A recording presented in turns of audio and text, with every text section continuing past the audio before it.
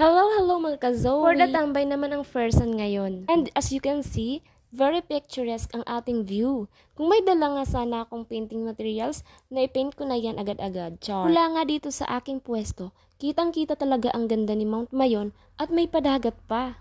Location reveal? Dito lang yan sa may alfresco ng Embarcadero de Legazpi.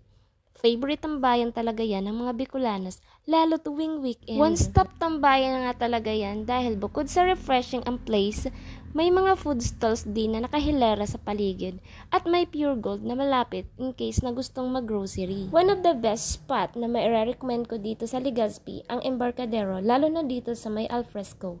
Perfect for relaxation dahil sadyang may mga nilagay silang upuan just in case na feel mong mag-emote. Char. Meron din ditong malawak na ground for their event.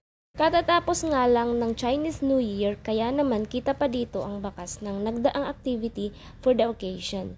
Sayang nga lang at na-miss ko yun. Tuwing Chinese New Year, hindi talaga nawawala sa mga malls ang pa-Zodiac Bulletin, kaya naman napalapit ako para tingnan yung forecast ng birth year ko. Year of the Snake nga pala ko guys. Sa inyo ba? Hanggang dito na muna ulit. Bye!